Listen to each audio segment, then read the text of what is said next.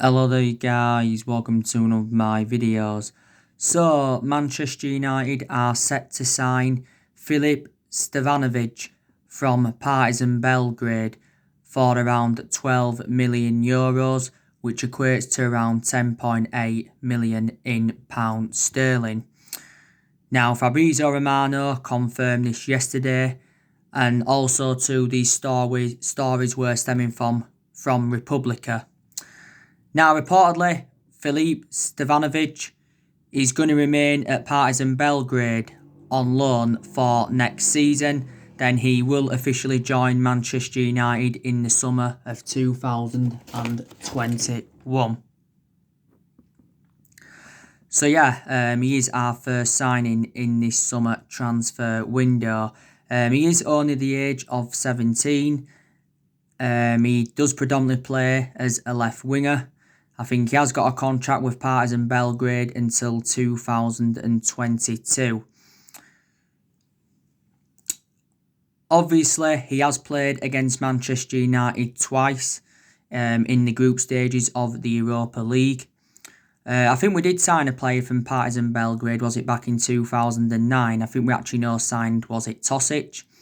I think also too, Filip Stevanovic became the youngest goal scorer in a European competition for Partizan Belgrade. I think he scored, was it last August, at just the age of 16.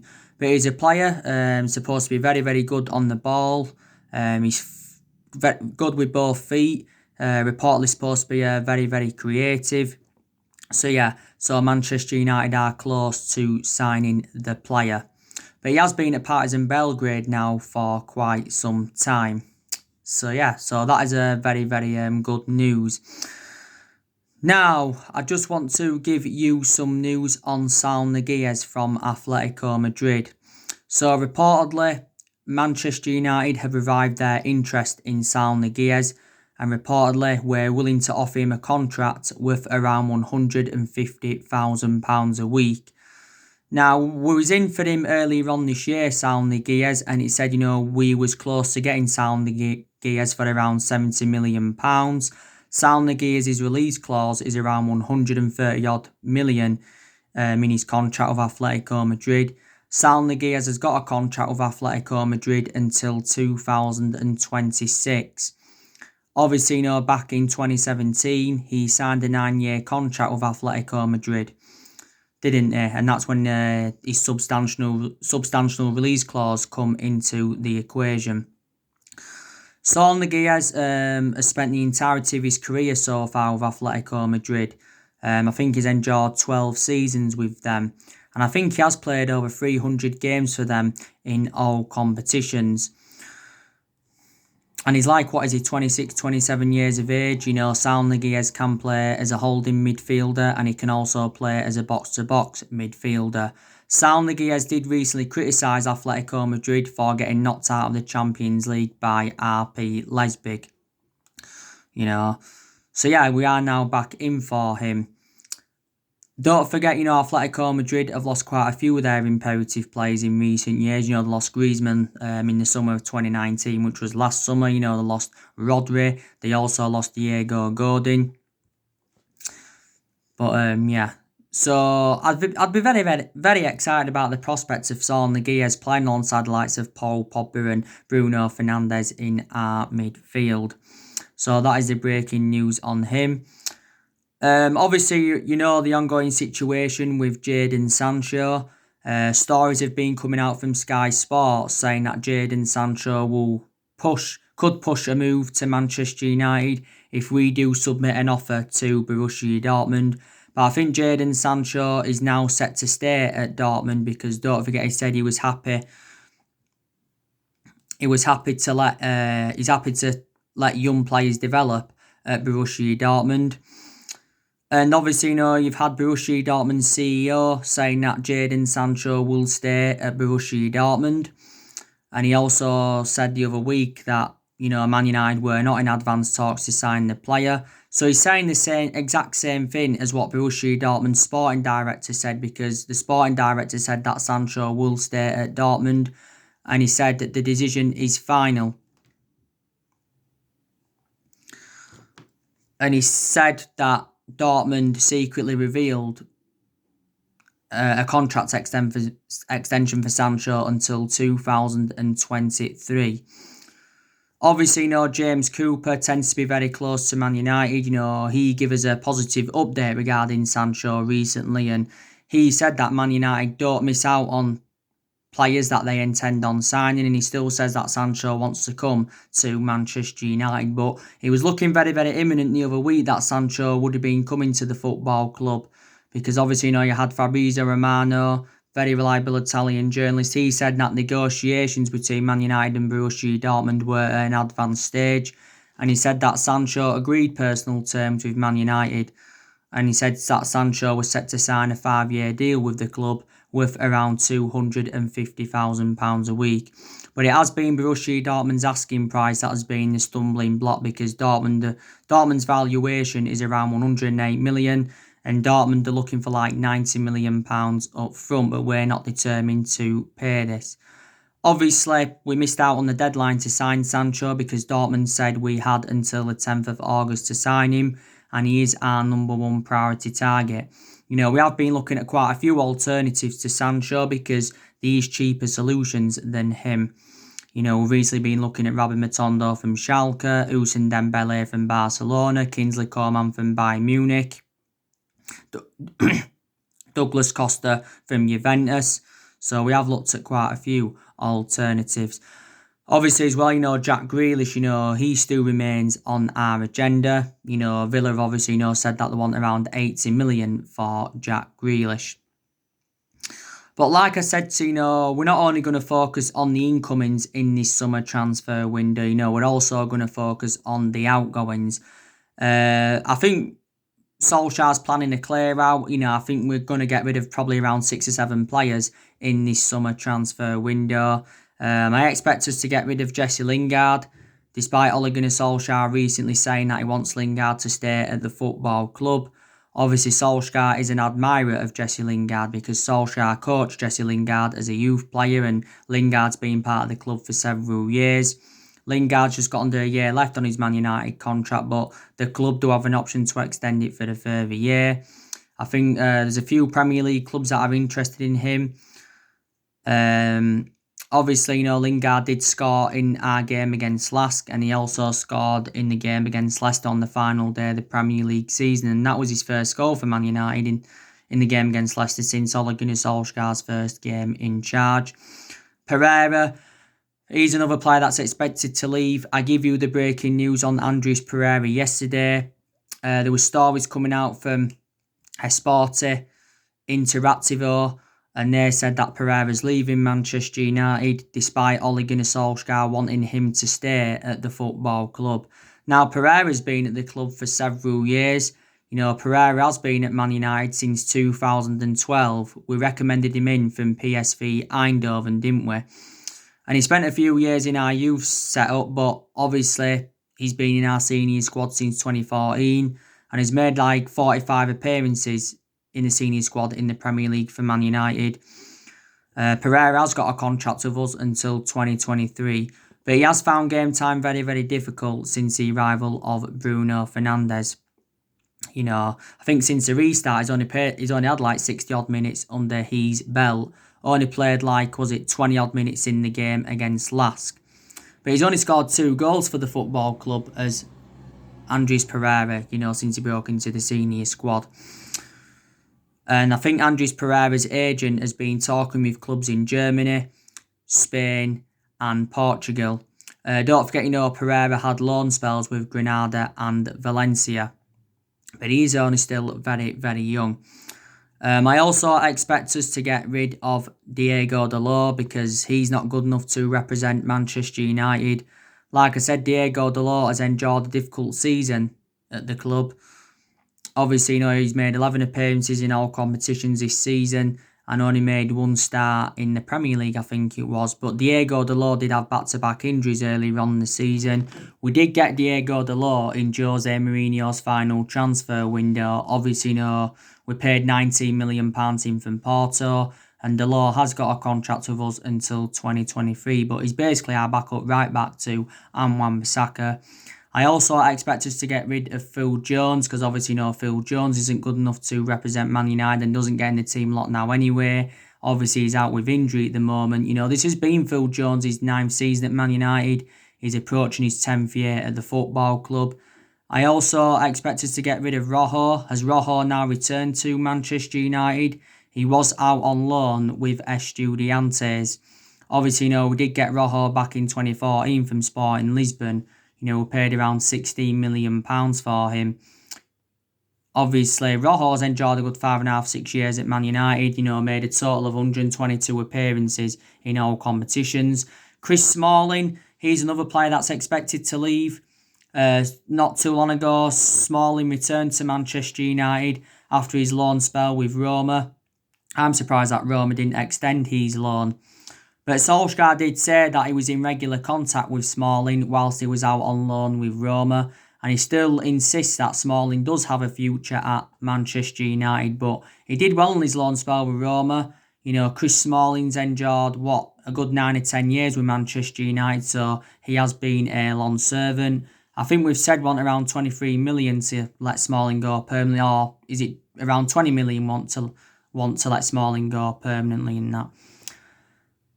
So we're going to get rid of a good 6 or 7 players. I think we probably are going to sell one goalkeeper in this summer transfer window as well, because Solskjaer did make an admission prior to our game against Copenhagen. He says that he's facing a goalkeeping dilemma, with our 3 senior goalkeepers, and he said it will be difficult for us to keep De Gea, Romero and Dean Henderson all at the football club for next season.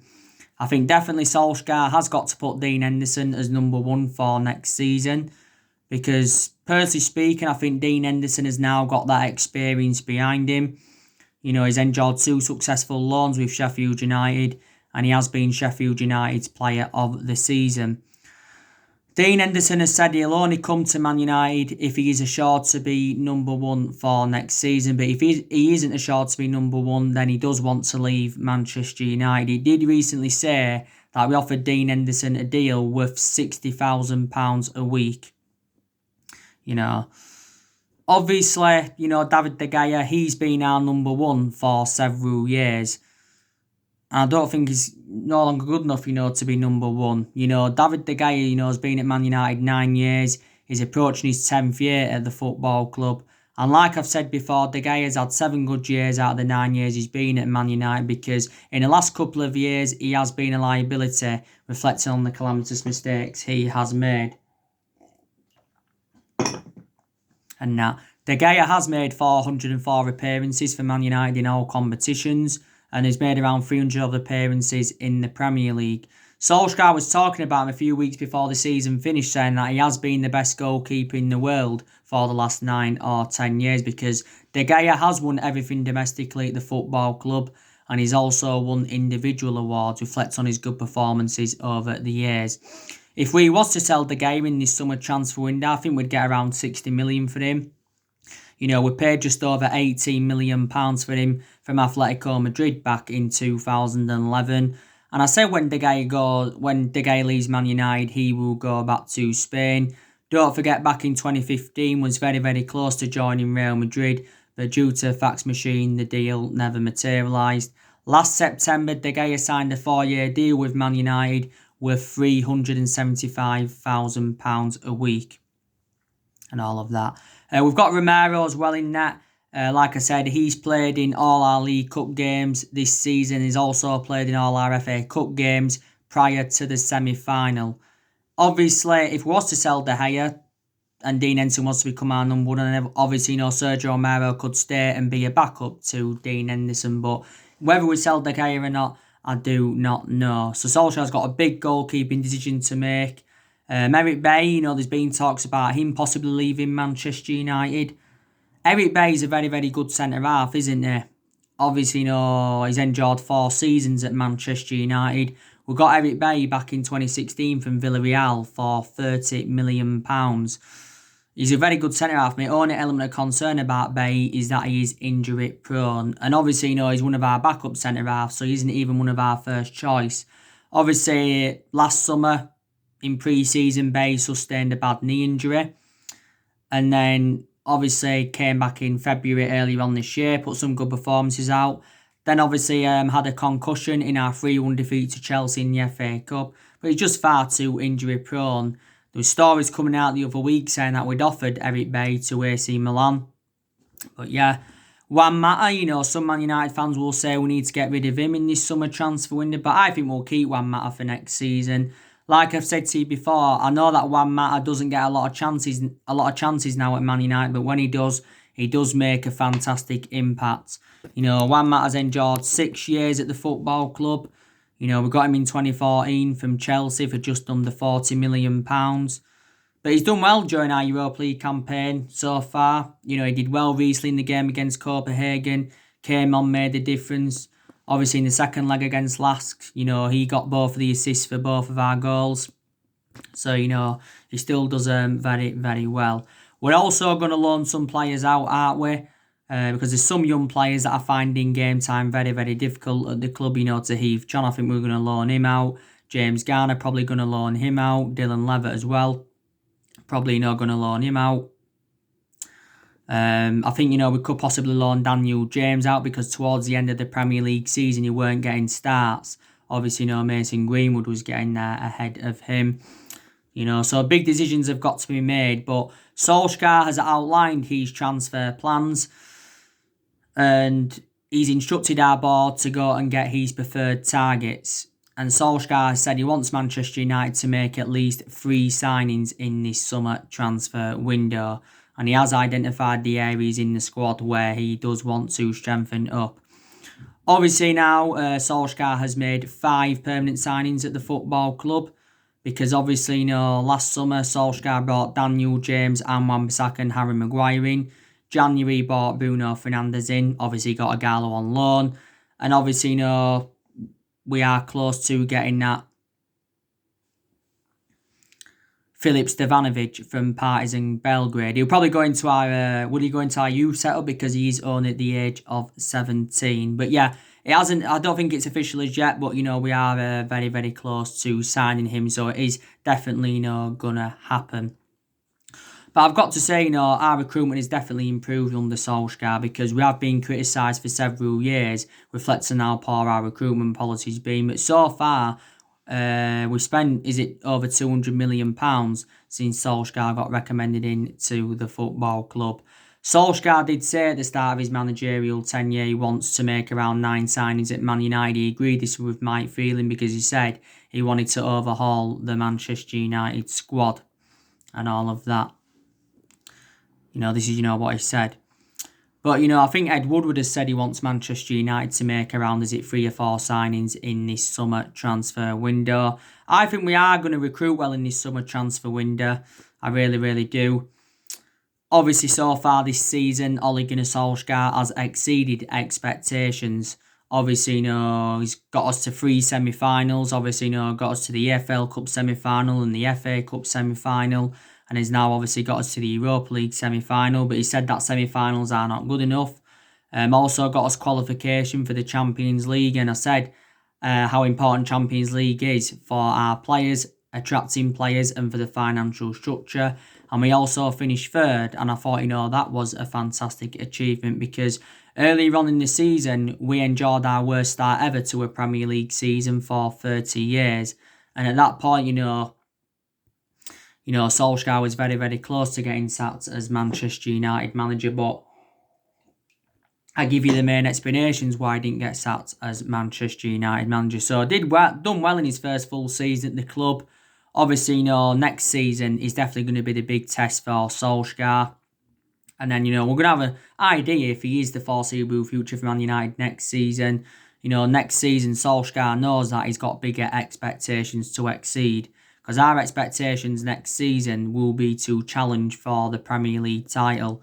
Obviously, we are the most successful team in Premier League history at the moment because obviously, we've won 20 titles and 13 of them are Premier Leagues, but we have not won the Premier League since 2013. So I'm hopeful that we can win a title under Solskjaer. And if we could do this, it would be our 21st title in total. But Solskjaer has been at Manchester United now over a year and a half. and I think he's been permanent Man United boss for around, is it 16 and a half months. But there's definitely no positives to take from his tenure. There really, really is. I've seen an upturn in form since January. We haven't lost in the league since Burnley, so we are unbeaten in our last 14 league games. Don't forget as well, we're on a 19-game unbeaten run in all competitions until Chelsea beating us in the FA Cup semi-final and all of that. We have extended a lot of players' contracts as well since Solskjaer came into the club. We still face a dilemma regarding the contracts. Haven't we got around 7-8 players' contracts that are due to expire next year? Solskjaer's promoted the youth very, very well throughout the course of the season. Got rid of a hell of a lot of the dead wood since he got recommended in to Manchester United and that. So I have definitely seen improvements, but there's still improvements needed. We need to keep the ball better. We need to be quicker on the flanks. Defensively, we need to improve. I think we need to be slightly more clinical in front of goal. Maybe Solskjaer's decision making needs to slightly improve as well. But our main focus now is the Europa League. Obviously, we do play Sevilla in the semi-final tomorrow. Obviously, it is our second European semi-final since Ferguson's retirement, and it is our third semi-final this season. Solskjaer has confirmed his plans to ensure that we do progress to the Europa League final, and he said our players need to use hurt from our two semi-final defeats. And Solskjaer won't take any risks tomorrow against Sevilla. He will go with his strongest 11, obviously, because Sevilla is going to be a big test for us. Obviously, Sevilla beat Wolves in the quarter-final 1-0.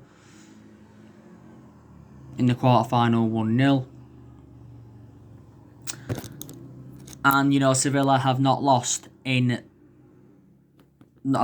since early February.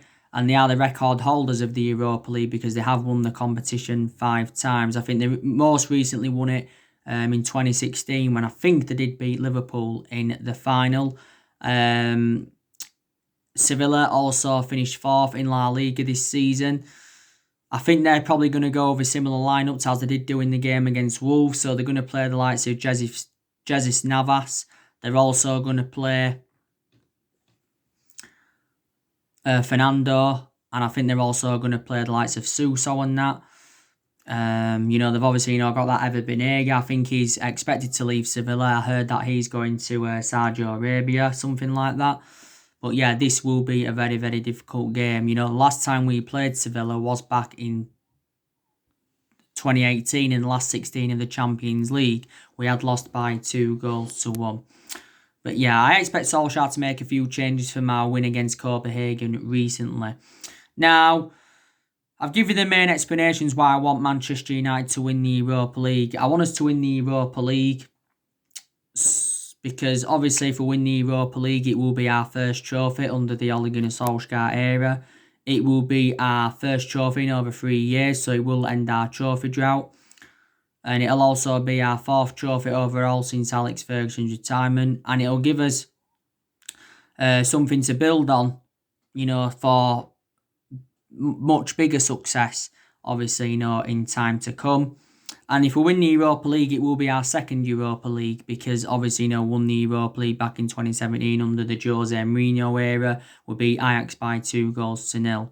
Solskjaer, said, was it not too long ago, winning the Europa League as Manchester United manager would be one of his greatest achievements. So what he means is it would surpass 1999 and all of that. But I think, we are the favourites to win the Europa League. Obviously, the other Europa League semi-final is Inter Milan against Shakhtar Donetsk. It would be very, very, very good, if it was a Man United Inter Milan final, it really, really would. We've got 3 injuries, and that's Jones, Tuanzebe and Luke Shaw. So we know they're not going to be involved tomorrow. I think, they're going to be back for the new season. On my next video, I will be giving you my starting 11 prediction for the game against Sevilla. And all of that, I really, really will.